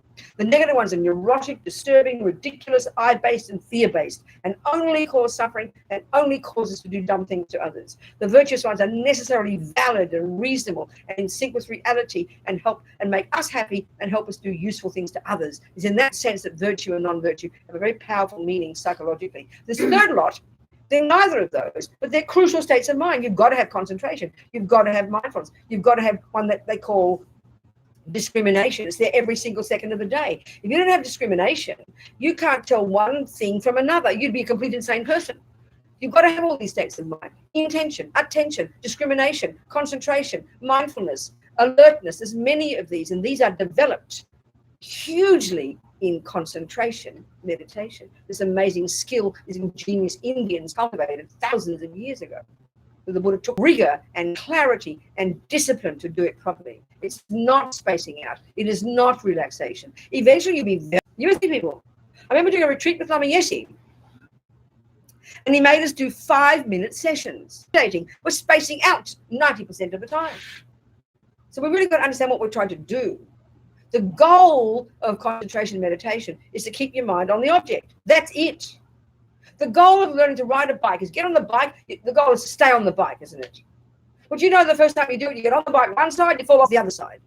Now, what if you forget? This is what we do with meditation. Oh, I'm going to ride the bike. You get on and you fall off. Oh, then you space out, look at the sky, think, oh, I'm having a lovely time. I'm happy for you, but you're not achieving the goal. You're not riding the bike. You get my point? It's a practical skill, staying on the object. You get my point? You might feel good, that's a bonus, but you might not. That doesn't mean you didn't have a good meditation. You've got to be this is so practical, so necessary. Goal, the long-term result of mindfulness meditation, of concentration, is sublime. You can't imagine the results as we progress. Absolutely astonishing. I mean, in Lama Yeshe's wonderful new book called Mahamudra, Lama always tries to get us excited. It gives us have science fiction in the West. I'll just read you a couple. Just get you excited. This is the long term, but don't hold your breath, please. Mahamudra, very beautiful. Came out last year, September. Okay.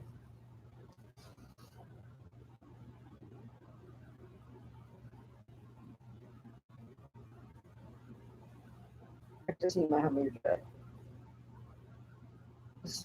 Particularly in English as calm abiding. And it's the name given to the end result of this technique. So the technique's known by its end result. And it's basically learning to concentrate. So when you've accomplished it, you know, I'm not exactly, these aren't exactly synonymous, but you achieve this samadhi, this single pointedness. to a degree of subtlety in our mind that, of course, we don't even posit as existing in our culture because we only talk about the brain. That's why this stuff sounds like science fiction to us in the modern world. Do you understand? And then again, this is coming from these ingenious Indians in the past, these great scholars and yogis.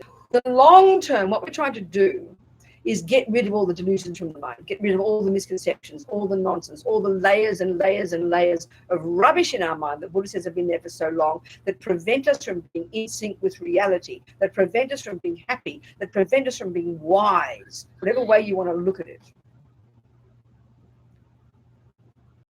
When we're talking here, identify, when we become familiar with our mind, we're trying to identify, the energy of attachment and anger and jealousy and pride and all the other neuroses beyond the emotional component, beyond the feeling component where they're so painful, but to identify the thought processes, the actual conceptual stories that are informing these emotions. The emotion is just the tip of the iceberg. The emotion is just the indicator of the stuff that's going on deep inside us that we've never paid attention to. So one of the major points here that's hugely different from our models of the mind in the West is when we talk about knowing our mind in the West, we talk about when we're dealing with our problems, we go to the therapist, and the first thing we do, this is how we are, we look into the past. We look into what mummy did, what daddy did, what the Catholic nuns did, what the ex-boyfriends did. We look into our genes and our DNA and our chemicals. We look into the external, because this model we live according to is that we are that. And that is, so we're looking for, when did Robina start to get angry? When did she start to get jealous? What happened to her? That's how we think, right? Do you agree? That's how we think automatically. If you read the newspapers, like the latest killing just down the road, isn't it? I mean, can't better think about it. It's just too painful to think about, isn't it? You're going to see, they're going to find out who this guy is. They're going to do an analysis of his childhood, of his past, of his mummy, of his daddy, because we think that's the answer to why he did it. Do you get my point here? And there's nothing wrong with that. That Buddha would agree that plays a role. But the Buddha's fundamental point is so direct, it's quite shocking. This boy, all of us, came programmed into this life with our tendencies. There's a huge, but not mummy's and daddy's past, our own past. So we come into this life with tendencies. So then when you're looking at the mind from the Buddhist perspective, you're not looking into the events that happened. That's the only way we know how in our culture, continuously, that inform our emotions. And so we've got to dig deep, not into the past, but dig down into our own mind. Can you get that concept? You've got to hear, we're going to go into this more in detail later. You try to unpack and articulate these emotions, and you hear the story. I'll go to that later, okay? This is how you do it from the Buddhist perspective. You're looking at your mind itself, at the conceptual stories themselves, at the viewpoints we have, at the assumption. If then is what we have to do is that. I'm going to talk about Lama, okay? The benefits. No, I'll talk about that later. It's not relevant here. It's not relevant yet. You want to make a decent cake, you've got to have a concentration. It's kind of obvious. It's just clear. So concentration is this marvelous technique that helps us focus our mind. So now, when you do when you're trying to ride your bike for the first time, you're not trying to be like Lance Armstrong. You're not trying to win an Olympic medal. You know that you're training, aren't you? You're training, aren't you?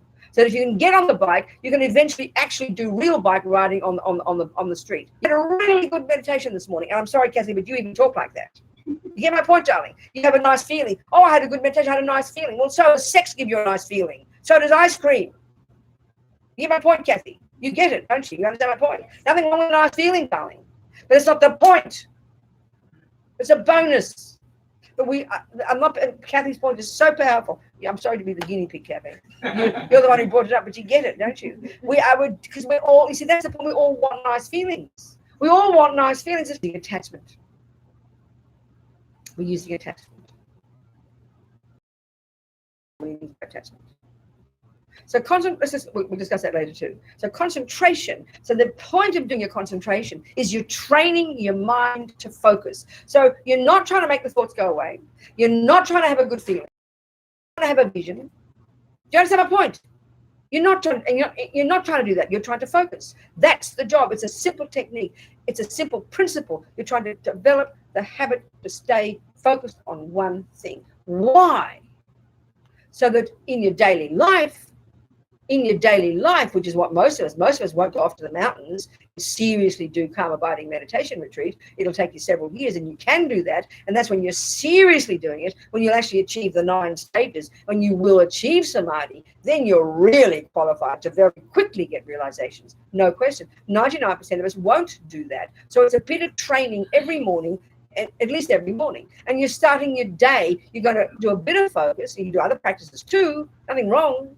But your focus one is really specific. It's training your mind to pay attention to one thing. So why do we have to do that? Because at the moment it can't pay attention to anything. We're flitting around from pillar to post like little birds, because we're trying to, attachments running the show right now. Do you understand, people? That's practical. That's why that 5-minute sessions was very beneficial. Because at least if you do good quality 5 minutes, way better than spacing out for 20 minutes. Because you felt good, you thought you had a good meditation. It's just self-indulgence. Good can come from it. I'm not complaining, but it's not the point quite. You get so addicted to this idea of being this, nice feeling, blah, blah, blah. You're training your mind to focus. So the point is, in most of us for daily life, you train. You say you're training for 5 minutes in the morning, and you might have a terrible time. You might be off. You might fall off the bike 50 times a minute, but you don't give up. You don't have a panic attack. You don't get depressed. You just get back on again. Because how else will you train to stay on the bike but to keep doing it? How else will you train to stay on your thoughts or on the breath if you don't keep doing it? You bring your mind back to the breath. You bring your mind back to the object. In this case, that could be the breath. You bring your mind back to the breath, and then you slowly develop. You slowly or might get to concentration for 2 seconds, maybe even 3 seconds, and then you will grow it like anything. You will grow the habit, concentration. So in all your daily life, if you do your morning meditation, the benefit of that concentration is not that you felt good. You might feel awful. You might have a headache. It doesn't matter. You're training. So what do you do with that little bit of training that you've accomplished? What do you do with that little bit of focus that you've accomplished? You use it throughout the rest of the day. You don't focus on your breath throughout the day. You'll be in trouble if you focus on your breath while you're driving. You'll crash. You focus on what are you doing. But the key point is this. Like if you think of yourself as a normal victim person who never noticed their mind, that's, join the club here. We're all victims. Useless. Blaming everybody else. Believing that Ian is my boyfriend. He's got to make me happy. Focusing on him all the time, criticizing, all that rubbish. Normally, that's what we do. And I'm a victim. I never pay any attention to here, right? So when I start to focus on my mind, I'm starting to take on board this Buddhist view that, guess what, Robina? My mind plays a role, and I can start to change it, babe. So I've got to start focusing. So what do I do after my 5-minute session in the morning? I'm going to be not just noticing what Ian's doing. I'm going to not just notice what the traffic's doing. I'm also now going to bring to bear this capacity to focus into observing what. Are you with me, people? It's so practical. Are you with me, Kathy? Yeah, I understand, darling. I understand. This is where, if we can take the end result, Buddha, rid of all the rubbish, full of all the goodness, that implies that Buddha's saying our job is to identify the rubbish and to learn to change it, right? You agree? And to grow the goodness. So that's the implication by the end result. So concentration is the skill that you use to then notice. I'm noticing in my mind, because I'm observing my mind, using the skill I developed in my meditation where I observe my breath. That's just a technique. Now I'm going to be observing my thoughts, which I hadn't done before. So now I'm going to start to notice, wow, I'm getting angry with Ian. But this is already advanced. So I'm going to start, Robina, shut up, please. Give it a break. What are you angry with Ian? He's fine. As soon as he puts the toilet seat up yet again, I can handle it. I'm a big girl. I can put it down. So you just argue with it.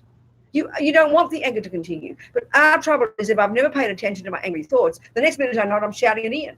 That's the wheels falling off. So what the skill is to bring to bear so that you suddenly develop the skill to notice the stories. And then you have to, like the weeds and the herbs in the garden, you've got to learn botany. And here we're talking Buddhist botany. And Buddhist botany is his view of the mind. You've got the delusions and you have the virtues. They're mixed together like a big stick for us now. They're mixed together in the garden like herbs and weeds, all mixed. And if you don't know botany, you can't tell a weed from a herb. Do you understand my point here? So in the Ian story, So, yeah. you said that you were devastated if he walked out on you. That would be if you were attached to a relationship. But that, I was just I was discussing something more simple before. Right, so that was a part of the story. But I'm talking about even more simply. Forget him leaving me. I'm talking about even when I'm noticing that I'm annoyed with him because he's not putting the toilet seat down.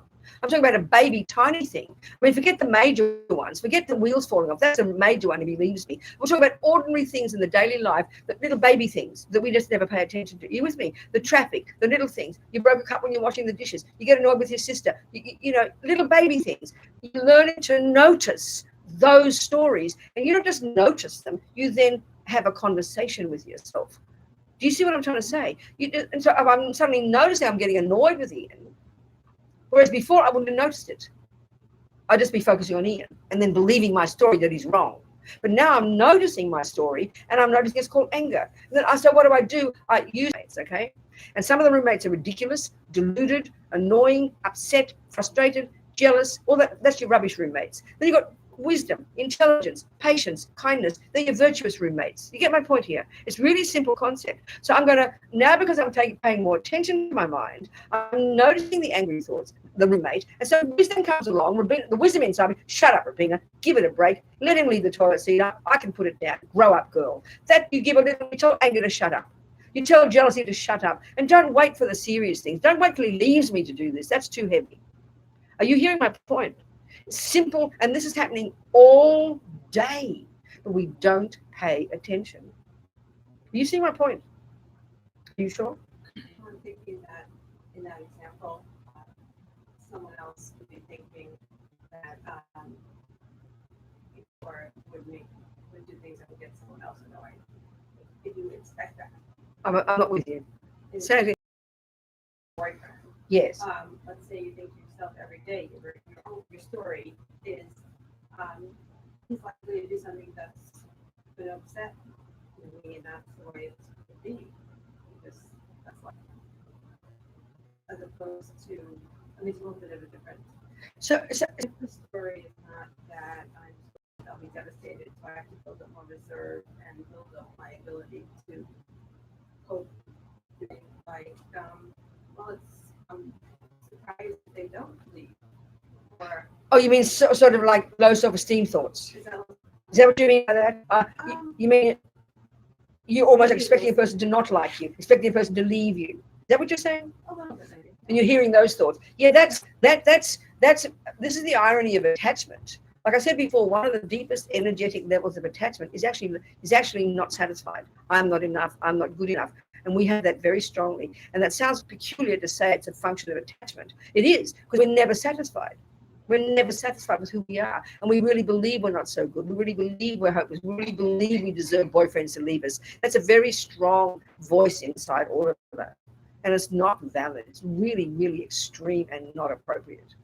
And we're very aware of that one. That you could say is a function of this energy of dissatisfaction. And the fact is, no matter how many times our boyfriend tells us that he loves us, we don't believe him, right?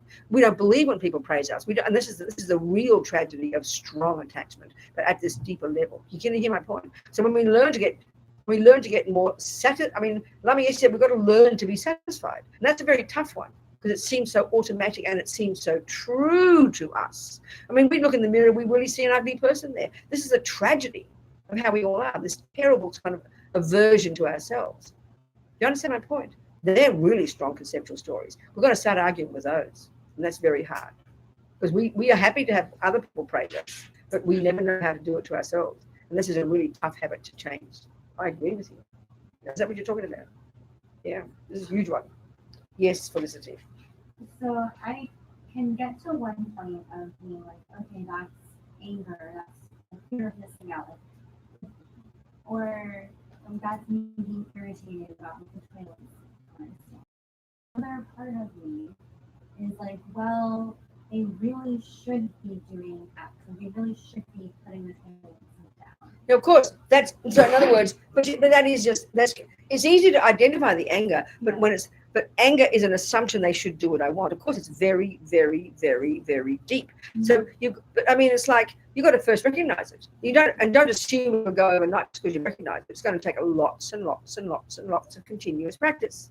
So that's okay. Well, I can stop being angry about it. But No. Still saying No. So what you mean by angry is the volatile expression of it.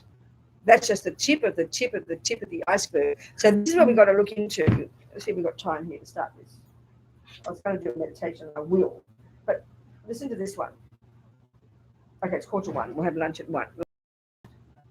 And then you say, don't badmouth people, don't abuse people. It really, and this seems almost kind of cute for us because we don't think it matters what we say. But if we could really even understand this level of practice, if we've got the habit to vomit everything out when we feel it, then it's not possible to look at your mind because it's too late. The CBS has exploded, the wheels are falling off. So the first level of practice, the Buddha would say, and it's called discipline. You control your body. You don't do the worst negative action. You don't harm others. You don't kill. You don't steal. You don't cheat on others. And you don't lie. You don't badmouth behind backs. And you don't these. If we can even keep these every day, I mean, then you're disciplining one level of your energy, aren't you? You're actually having the will and the determination to control your speech. So even in one day, if we can not say the words. Do you understand? Not suppress it, not suppress, but at least not vomit it out. Mm-hmm. And what is not so I'm like stuck So in this other part of me is like no, but listen, I understand. But no, it's not. No, listen, no, darling, listen to me. I'm about to describe what you're saying. It's not another part of you at all. It's not another part. It's simply what I'm trying to get at is there's levels of this stuff. So the grossest level is the expression through the body and speech. Mm-hmm. And I like to call them they're the servants of our mind. Then once you've begun to harness your body and speech, then you go to the next level, high school, where you get some concentration. And you now also would study this Buddhist model of the mind, because it's a very distinct model. And it's like learning Buddhist botany. You've got to have mindfulness to look at the garden. But if you don't know what's in there, you can have such good mindfulness of your mind. Sorry, you can have such good mindfulness of your garden. You can even replicate it in a drawing.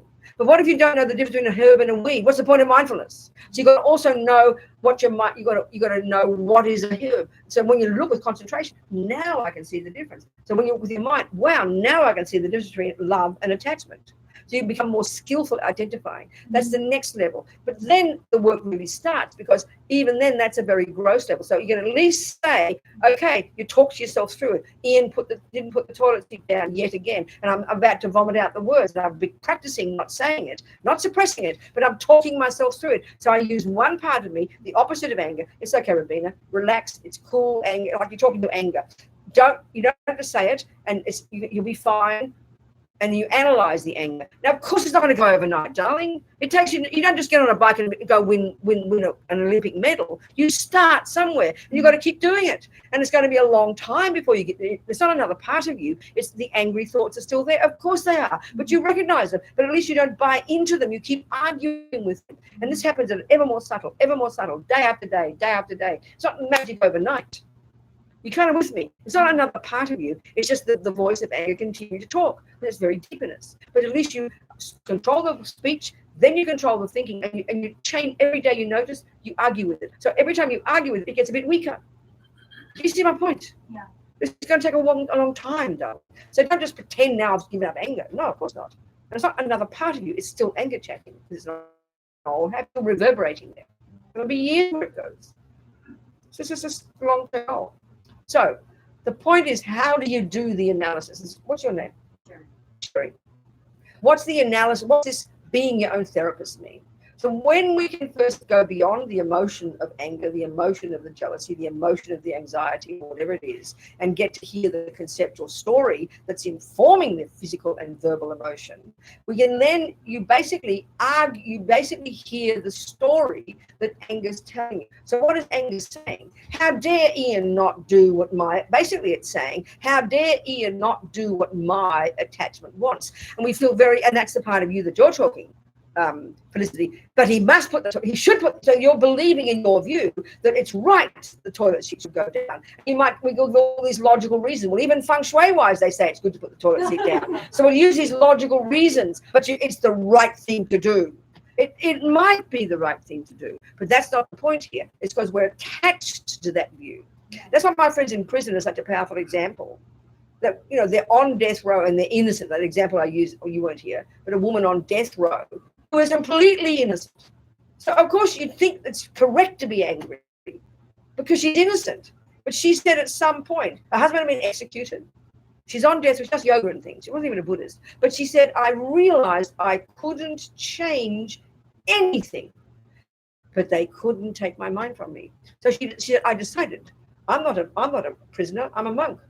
I'm not in a cell, I'm in a cave, giving up the attachment to what's right. But we use the what's right as a valid reason to keep bullying him to do it. No, it's attachment. It's attachment. Even if it's right to put the toilet. Okay, if it's going to endanger your baby, then you've got to be firm about it. You've got to be reasonable. But our trouble is we can't tell the difference between what's right and attachment. And even if you're right, what's the point of being right if it's not going to happen? There's no point in bashing your head against a brick wall. That's the point. So it's attachment, because attachment's saying, I want the way I want things to be. That's what attachment is. It might be that you're right in what you're wanting. That's not the discussion. And that's what's powerful about it. So you've got to argue with, so basically attachment is this massive assumption that I deserve only the good things. I deserve only the good things, and I only can bear the good things. And it will do anything to get what I want, and then we justify it as valid. And then anger is the response when it doesn't get what it wants, and then we justify that. And anger is saying, I don't deserve the bad things. So that's the real deep level of attachment and anger. They're these ridiculous, false assumptions, all based on this absurd nonsense of itself. So attachment is, I deserve the good. So that's why we're so, when it doesn't happen, anger. How dare Ian do that to me? I don't deserve it, you know. And this is where the irony of ego is. We have, you know, this that Sherry is talking about, this low self-esteem we have, which is really just dissatisfaction. I'm not enough. I'm not good enough. And that's the victim mind. And that's how we choose crummy boyfriends. And that's how we allow them to abuse us. You get my point, people? But and almost that's why the victim mind is such a shocking one. When you're in a relationship with a person and they bully you and dominate you, male or female, I'm not talking about female women here, but it's the classic one of the girl, you know, the victim. So we allow the person. When you've got the victim mind, you have no self-esteem. You have zero self-respect. You have zero power in your own mind. You give all the power to this person, and you even believe this view that you deserve it. That's one of the commonest views of the victim. It's very, very, very bizarre. Do you understand, people? I mean, we really do brutalize ourselves. We're really quite shocking to ourselves, you know. The analysis we'll do with our therapist, or, you know, using Western therapy, we'll discuss all the things that happened to me that made me choose crummy boyfriend called Ian. What is it that happened to Robina that made her keep getting angry? What is it that happened to Robina when she began to be angry? What is it that happened to her that makes her choose crummy boyfriends? What happened to her that made her have low self-esteem? The Buddhist view is way more direct. They are my states of mind that I brought with me. In other words, it's very shocking. The typical view we have is, why am I suffering? Because that Ian is mean. This happened to me. That happened to me. Angry. I'm allowed to be depressed. This is really heavy, but we think that way. We're desperately finding some external thing that makes it valid for me to be angry. Oh, now we know why I'm angry. Now I know why I'm angry, we'll say, you know. The Buddhist view is way more direct. It's very shocking. So why am I angry? Because Ian harmed me is the typical view. And you say to Buddha, why am I angry? Well, Robina, darling, you must have been angry yesterday. Yeah, I know that, but why was I angry yesterday? I'm sorry, honey, you must have been angry the day before. In other words, all these that's looking in our analysis, and our own jealousy, our own despair. Not with guilt, but with courage and confidence. Because now I know I've identified the problem, and now I can change it. That's the analysis. So this is a brave attitude to have. This is a non-victim. So what is it? To Cherry's point, we love to believe that we're no good. We almost think it's virtuous to think we're no good, don't we? We almost think it's like good to think, you know, we almost think it's like humility. No. One of the key points the Buddha is making about the neurotic states of mind, the key function is that they exaggerate.